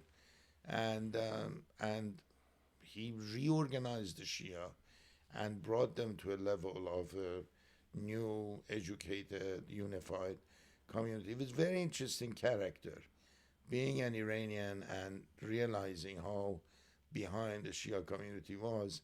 He also saw what the causes, lack of education, but this kind of isolationist, religiously dogmatic sort of community. So apparently in one of his first moves, he's sitting there in his office and all these Shia Lebanese are surrounding him. And he said, for some reason, I feel like having ice cream today. Oh my God, here is a clergyman from Iran. So he gets them up and they realize he's walking into the Maronite community and he's going to go to a Maronite Christian ice cream shop. And of course, for the Shia, that's dirty. You cannot touch or eat something that a Christian or Jew has made. And he says, my dear brother, can you please give us all ice creams? And the Shia were very hesitant. They were dying, basically perspiring. And he takes the ice cream, he eats, and said, this is the best ice cream. I've never even had it in Iran. Let's have a round of ice cream for it. So they all eat the ice cream, and he said, now, isn't it Sunday? It is Sunday today. And they start walking, and they realize he's walking into the Maronite Christian church during a mass. And he enters it, and of course, the Maronite high priest immediately recognizes him, comes to him, and he kisses and hugs the chief mariner, do you see what he's doing? He's crossing all the lines. Said, stop this, religious backwardness. You have to work with other people. And that's why he gained a lot of popularity and prestige, and especially because of the reforms. Of course, he got a big head on his shoulder, and he was challenging other Arab governments not to intervene in Lebanon. So he was invited right before the Iranian Revolution, actually. Everybody thought that Musa Sadr would become the leader of the revolution against the Shah, though he had served the Iranian interest under the Shah in Lebanon. But he came from Sadr family, very influential in Lebanon and in Iraq and in Iran. And they thought he would. But he went to this trip to Libya, and he never returned. We believe that he got into an argument with Gaddafi, and Gaddafi ordered him to be killed.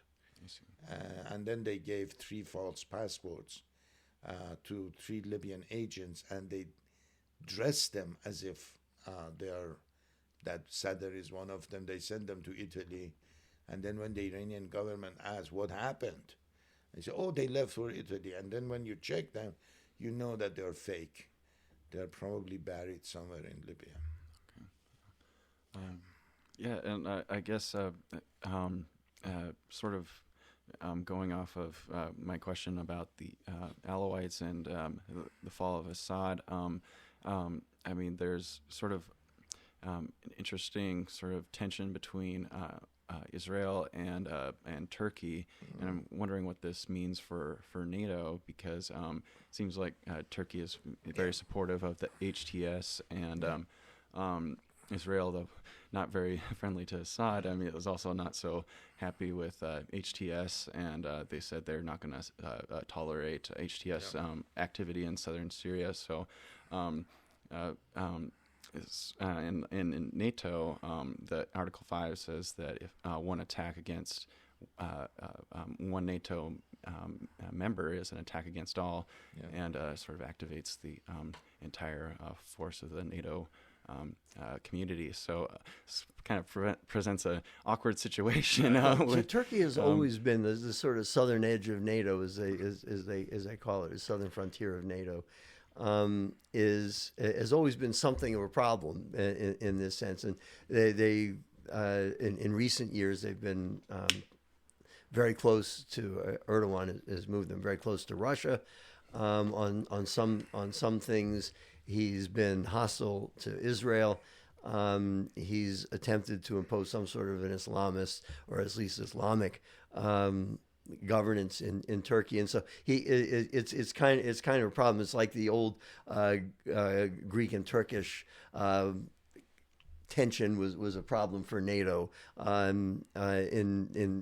throughout much of the Cold War. I mean, this is another problem. And going back to your mention of Article 3, or is it Article 5? Article 5. Article 5, of NATO, which is an attack on one is an attack on all. When NATO was formed, relatively few countries, and it was there were basically European, the United States and Canada, and Western European, the United States and Canada. It's relatively easy to form sort of a coalition.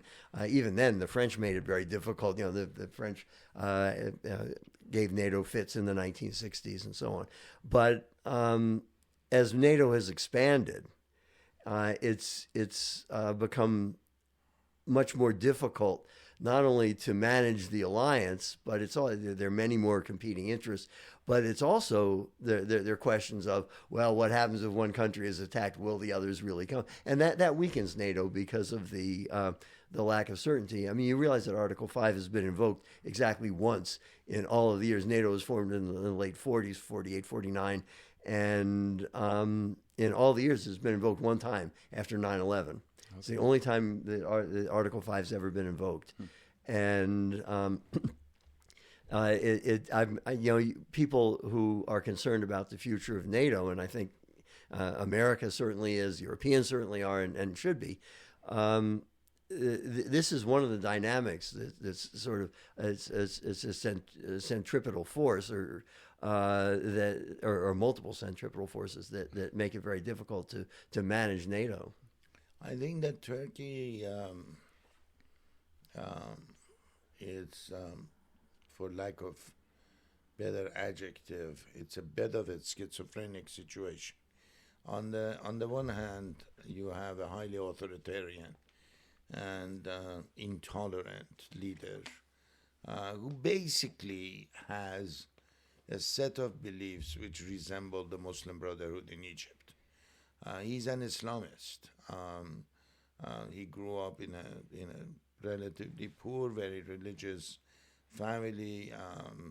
He wanted to become an imam, the leader of prayer in a mosque in Istanbul. That was his ultimate goal in life, until he was attracted to a political party which sort of had Islamist tendencies, and then he ran as the mayor of Istanbul, and the rest is history, as they say. He created this AK Partisi, which is the Justice and Development Party, which actually gained momentum after his tenure as a mayor of Istanbul. He basically ran for higher office and he won elections. But he won elections not based on a majority. Turkey is very fractured politically. So it was the largest minority among minority parties after years of nepotism, corruption, mismanagement by secular parties in Turkey. So Erdogan has tried to Islamize, following his Islamist sort of orientation, in a country. When I was I've been to Turkey many times. You had a country that at one point in 1980s, if a woman came to class with a head cover, she would not be allowed, because it was still following the ideology of Ataturk, which means secularism was one of the 6 principles of the Turkish nation. Republicanism, not Republican in the American sense, it's with small r. Secularism, etatism, which means statist economy, and nationalism and populism. These were all the principles. But secularism was considered to be the most important element of the 6. And nobody dared, violating it. Erdogan did. His wife showed up in public for the first time with a head cover and all that. There was always this sort of division between the urban elite, which was highly secular, and the more rural but also urban poor, which was much more religious. As immigration, or I would say in this case migration, from the rural areas to the cities accelerated, the Islamists thought they have a much bigger base in the big cities. That's why Erdogan ran actually as a mayor of Istanbul. He won the vote of the poor. And of course, his party also became famous for creating soup kitchens for those who had just arrived from villages and did not have jobs. So kind of this, alternative government, social welfare system for the poor, where government has ignored you, we will not. And that gave him popularity. But the urban elite never bought that as genuine. But even more importantly, the Turkish army. Turkey is its armed forces, and it's a very important institution. He has tried to diminish their power. The old generals were all forced to resign or retire, and he brought a new sort of group of officers who were more sympathetic to him. But in essence, the Turkish armed forces, still part of NATO, it prefers to be an ally of Israel rather than an ally of the Arab world. It wants to receive its training in the US rather than Russia. It wants to buy its military technology from United States and European allies rather than from Russia and China. So while he is, as Mike said correctly, he is sort of hugging Putin here and there, he knows that Russia will not be a permanent long-term ally. He has to stay with U.S. So he's constantly moving back and forth. And you see it when you go to Turkey. I'm always fascinated whenever I've been, like in Ataturk Airport in Istanbul. When you go, flights have arrived. And a whole bunch of flights have arrived from Europe. Here is the Turkish middle and upper middle class. They have come from shopping in London or Paris with the latest dress and, makeup and so on. And then you see these bearded, half-veiled, Turks who have coming from, pilgrimage in Saudi Arabia. So Turkey is both rural and maybe laboring classes, more sort of oriented toward Islam, and the secular Turks, much more kind of westernized and much less impacted by Islam. But I have to tell you, we were talking about Iran. It's incredible that after 40-some years of an Islamic regime in Iran, the Iranians are far more secular than the Turks after being ruled by so-called the secular system of government since 1920s, because the definition of a Turk is that you're a Muslim. If you're a Turk, you're automatically assumed to be a Muslim. When you go to Iran, you say, who are you? Say, I'm Iranian. Now that person could be Muslim, Shia, Sunni, Jewish, Zoroastrian, Baha'i, Christian, Armenian, whatever, or Syrian, so on and so forth. Nobody asks you about your religion. You're Iranian because you're speaking to me and you are a citizen of the country. In Turkey, Islam is inseparable from the Turkish identity. And that's the fascinating part of Turkey. Wow. And I think Mehrdad raised a really important point about Turkey's reliance on NATO and the United States in particular for weapons. That was one of the conditions about stepping. Turkey raised objections to the admission of Finland and Sweden to NATO recently, and American weaponry was one of the conditions for Turkey changing its vote and allowing them or deciding to vote to allow them to join. And I think, again, we've seen a repeated cycle there, 67, 73, and again, most recently. It's a lot more advantageous to have American weaponry than it is to have Soviet or Russian weaponry, because the Soviet weaponry didn't do so well in the 67 war in the Middle East. It did not so well in the 73 war. And again, not so well in this last round either. And that's demonstrated by the ease with which Israel took out the aircraft defenses of Iran. And so that also has a role in the alignment. I mean, for all of the ideological stuff and all the other stuff, people tend to go with the guys who have the better toys, or at least the more dangerous ones. Yeah, and that sort of leads to another question I have for you guys. I mean, especially with regard to your recent work on Kurdish nationalism. Yeah. Do you expect, or I guess, what's the likelihood of the Kurds forming a nation out of all the chaos in the Middle East?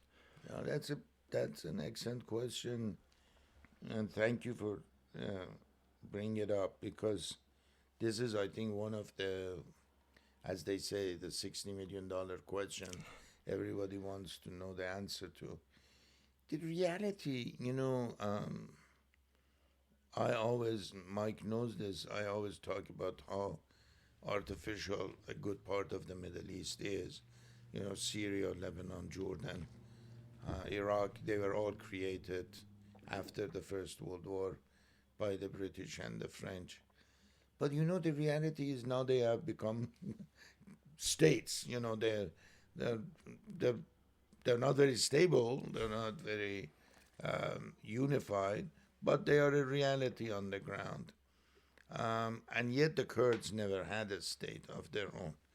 They were divided. The largest portion of the Kurdish population is in Turkey, and by a wide margin. The Turks have never told us, what their Kurdish population is. Turkey is now at about 85 million, and I would say, about 15 to 20 million minimum are Kurds, probably even more. So it's very interesting to go back to Turkey for a moment.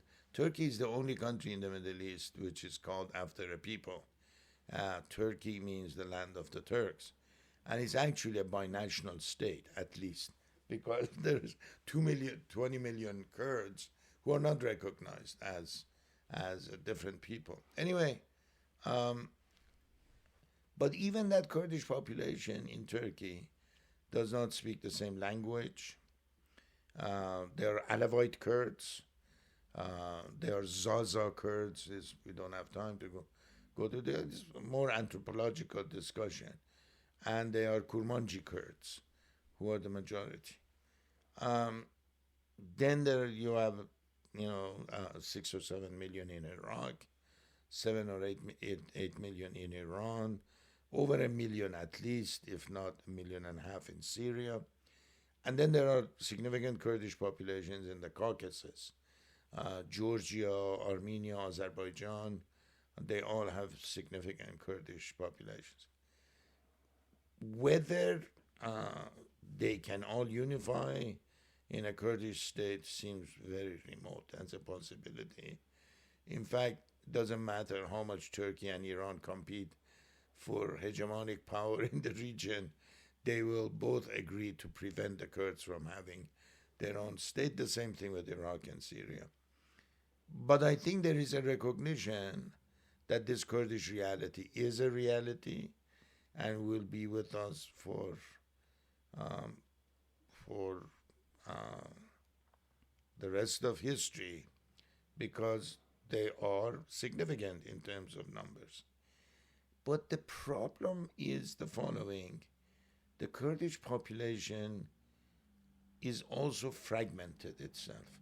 So in northern Iraq, for decades, they were dominated by two families, the Barzani family and the Talibani family. Sometimes it sounds like we are talking about some mafia families. Yeah. They're very clannish. And when United States got rid of Saddam and we wanted to somehow include the Kurds, we immediately realized there was intense conflict among the Kurds themselves. We thought, we're going to give some autonomy to the Kurds and they will be happy. Then we realized, no, the Kurds are not even agreeing on what. So what we did, we gave the presidency of Iraq to Talibani, Jalal Talibani, and we gave the authority, the local authority of running the Kurdish area to Barzanis. So they divided power, one as president of Iraq, one as the head of the autonomous region of northern Iraq, which is Kurdish. Because of United States, they had no other choice but to get along. In Turkey, the leadership of the movement fell into the hands of PKK, Kurdish Workers' Party, which is a Marxist-Leninist group. And it wanted a revolution, a peasant workers' revolution, as they would call it. And the leader was Abdullah Öcalan. And the Kurds refer to him, they hate these Arabic-sounding names, Abdullah. They called him Apo, A-P-O, Apo Öcalan. Öcalan was captured eventually by the Turkish military intelligence, I think with some aid and support from CIA. In Kenya, of all places. He was in Nairobi trying to get a visa to probably flee to Greece. But anyway, they brought him. He's now a prisoner in Turkey. And he just actually very recently released an announcement that he has denounced quote-unquote armed struggle and any form of violent act, which is and he urged his organization to work in the framework of a democracy. The problem is, just yesterday, the opposition party, which is now running the mayoral office in Istanbul, was clamped down by Erdogan. So and his leader arrested. And his leader was arrested. And so the promise of a democracy for the Kurds is not very bright inside Turkey. In 1980s, when I was in Turkey, I mentioned that I had gone to a place where people spoke Kurdish, and I was literally, not in a rude fashion, but in a very polite fashion, told never to mention the word Kurd. They were only mountain Turks, that such a thing as Kurds did not exist. What are mountain Turks? Well, we have checked their DNA, and they're truly Turks who have just lost their language. You would get into these racialist, theories, which were crazy, because Kurds are Indo-European people. They speak an Indo-European language very close to Persian. Anyway, all this to say that the Kurds in Turkey are in a very different situation. They are in a very different struggle for at least asserting their cultural autonomy. In Iran, you have a very confusing situation. You have a leadership that is divided into a Kurdish Democratic Party of Iran, which is very close to the rest of the Iranian opposition. I would call them moderately left to the center, the Kurdish Democratic Party of Iran. But you have also the Komele, which is actually the founding party in the Communist Party of Iran. So they're Marxist-Leninist. So the Kurds in Iran don't get along either. You have a leftist, and you have a moderately. I would even call them a bit more to the liberal side, liberal leftist sort of the Kurdish Democratic Party. And then now you have a new phenomena in Syria, which is Rojava, this region that has been created by the Kurds. That's very leftist too, and does not have any friendly relationship with the Talibani Barzani fellows in Iraq, or for that matter with the folks in Iran, but is very close to Öcalan's party in Turkey. So when you look at this configuration, it is extremely divided, ideologically fragmented, and I think the countries of the region, they would like to keep it that way. The most successful for now is Iraq. Thanks to U.S. efforts, at least it is gone. They are building their communities.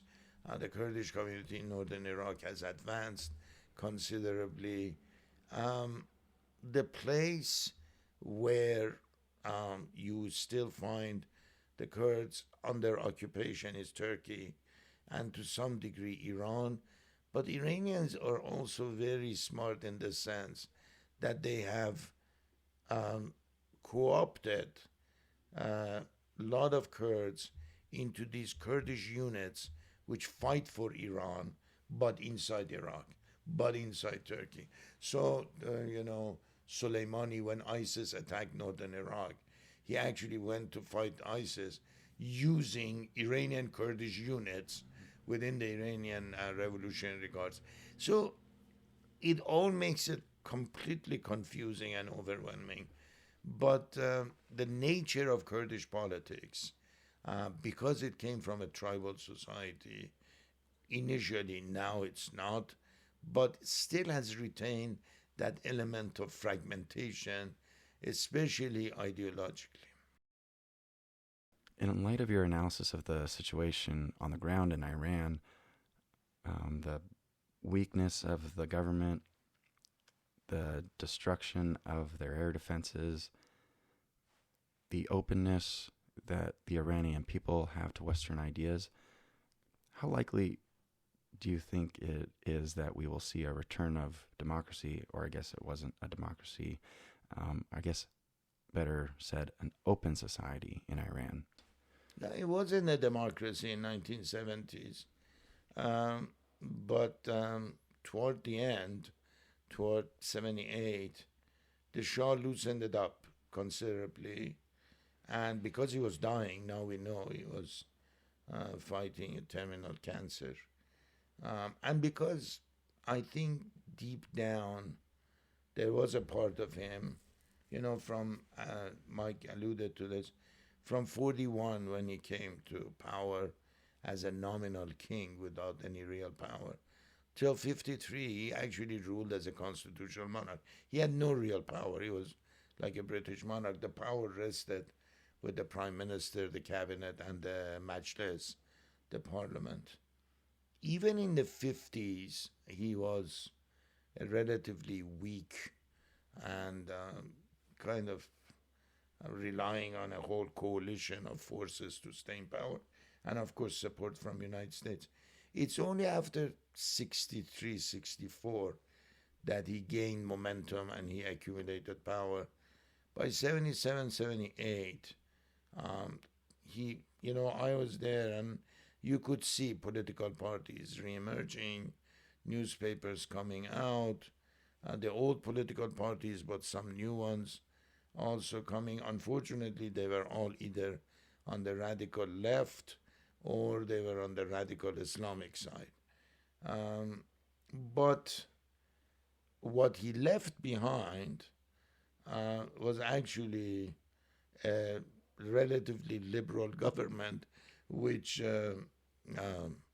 released all political prisoners, allowed for the press to become free. So technically, the Shah, before being fully overthrown, had restored a semblance of a more open society. But to my regret, and I think to the regret of many Iranians, instead of using that opportunity to transition to a more of a democratic constitutional system, people tend, because of ideological and religious reasons, they fell in love with Khomeini and they went behind him.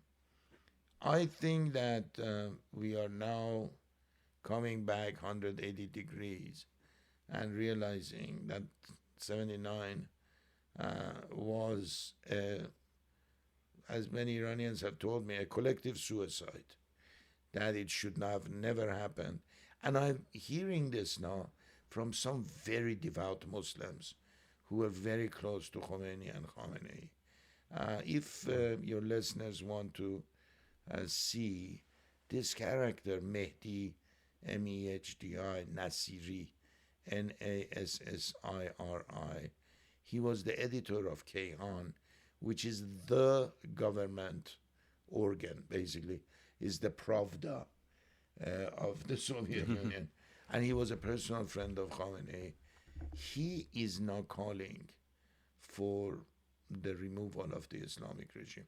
That's how far and that's how deep it has gone. And I think in the case of the Shah, Lawrence Stone, a very well-known historian of England, argued that you get a revolution not at the period of peak repression, but when things are sort of moving on, people see a glimpse of freedom. It's almost like Frederick Douglass says, give a slave a cruel master and he'll want a kind master. Give him a kind master and he'll want freedom. And I think that there was an element of that in the loosening and that dynamic.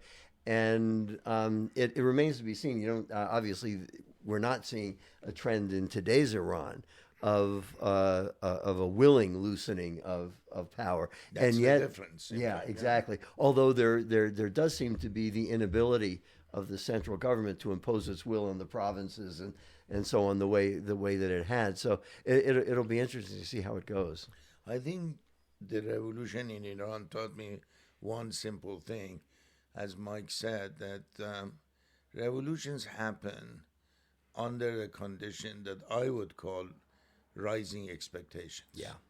That is, if people were massively poor and oppressed, people would be always worried about their survival. Right. That's Iran of today, in fact. 60% below poverty line, oppression, police state and so on. And you see people hesitating to come out.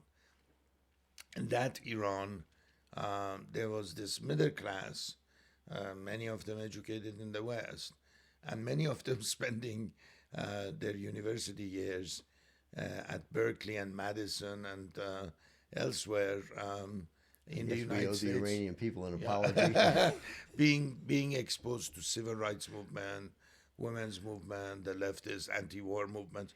No, I remember a lot of them coming back. They even looked like the kind of activists who were on some U.S. university campus. But I think in the end, what we have learned in Iran, and I think what the Arab world needs to learn from Iran, is one of the worst kinds of governments is a religious government, is an ideological state, but especially a religious Islamic state, because it promises heaven on earth, and what it creates is hell, really, in terms of politics, economy, and culture. And I still tend to think that the Arab world has not had sufficient experience in understanding that when you cheer Muslim Brotherhood, or God forbid Al-Qaeda or ISIS, what you will get is not only a terror state, but a terrorist state against its own population. Egyptians had one glimpse after Mubarak went for 1 year with Muslim Brotherhood, and massively they came to the streets and begged for the Egyptian military to overthrow it. But I think there is this opportunity for the first time after many years in Iran that we move back to the traditions of 1906 constitution and really restore. I'm not a dreamer, a kind of Jeffersonian democracy, but something resembling a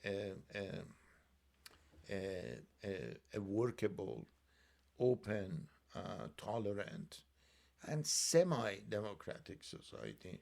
I had a friend that always joked. He said, the day when I can go to Iran, turn on the TV, and one of our beautiful singers, who is female, is singing, and there are dancers, and people are dressed the way they want to be, and they're eating whatever they want, and people are not necessarily praying or, going to a mosque in order to show their devotion, then I'll be a happy person.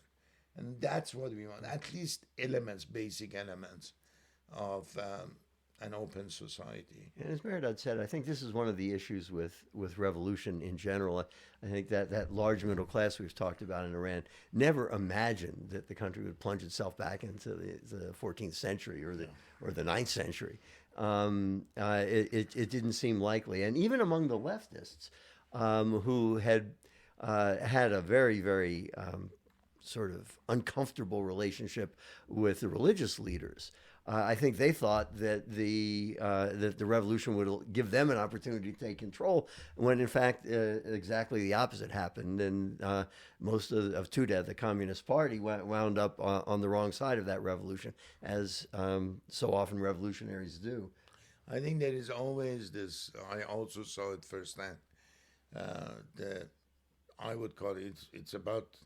I'm talking about myself. I'm not talking about anyone else. The arrogance of the educated, because we think we know, because we have degrees, from, very good universities. But in fact, the clergy was there for hundreds of years, had dealt with power, had held power. They knew how the power functioned. They hadn't read about power in books on Marx and Lenin or some liberal, university. They had actually exercised power, and they knew how to manipulate the power of configuration. And the left thought, as Mike mentioned very correctly, the left thought, because we are so well educated, we will use the clergy to get rid of the Shah, and then the clergy has no ability to hold on to the power. And the worst case scenario is they would come and beg us to share power with them. The clergy never did that. They just destroyed them. Yeah.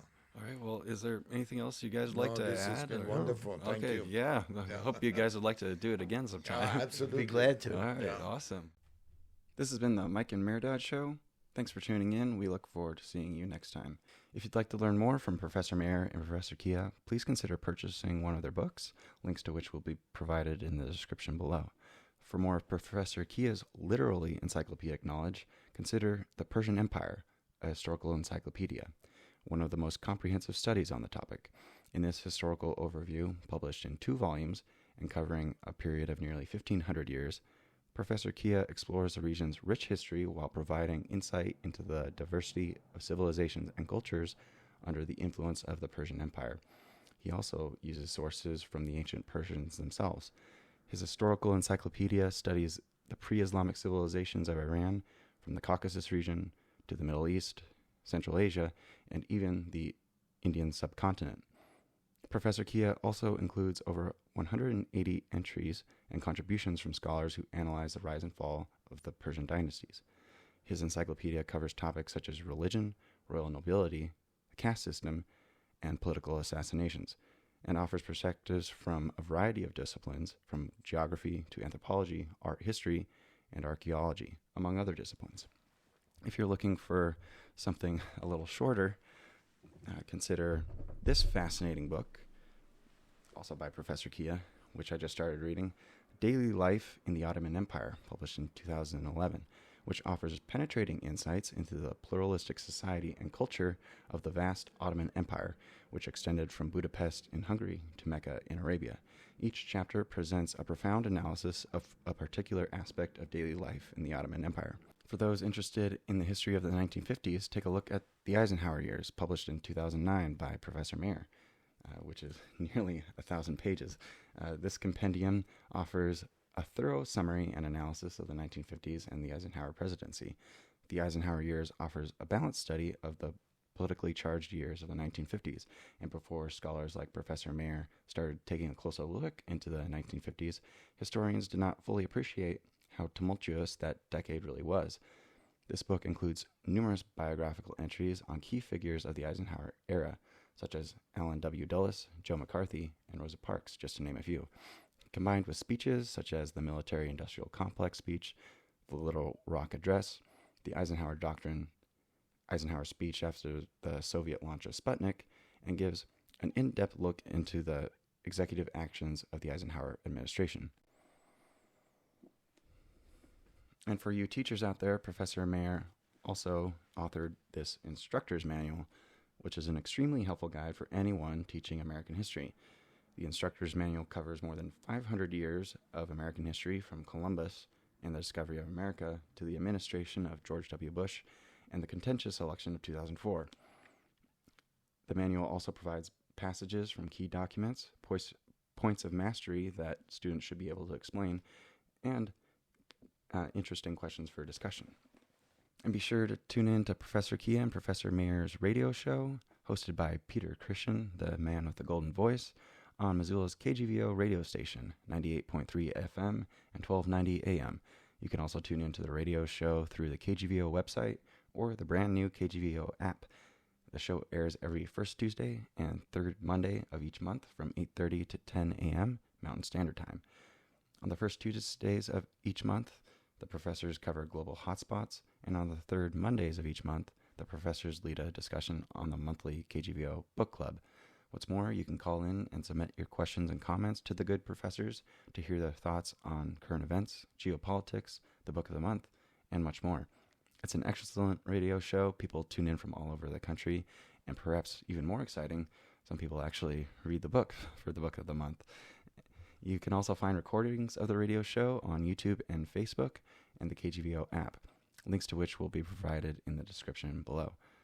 Or you can simply search on your browser for KGVO Missoula Book Club or KGVO Missoula Global Hotspots. Next month on the KGVO Book Club, the professors will be discussing Gobsmacked by Ben Yagoda. This entertaining work analyzes the invasion of British words and phrases that made their way into the American vernacular over the past 150 years. And don't forget to tune in to KGVO on Monday, April 21st, to hear Professor Kia and Professor Mayer discuss this interesting book. I'd also like to thank several service members who helped suggest interesting questions for this episode. Staff Sergeant Seth Walters of the Marines, Officer Christopher Curley of the Army, and retired Colonel James Compton of the Marines. Thanks again for tuning in to the Mike and Mehrdad Show. We look forward to seeing you next time.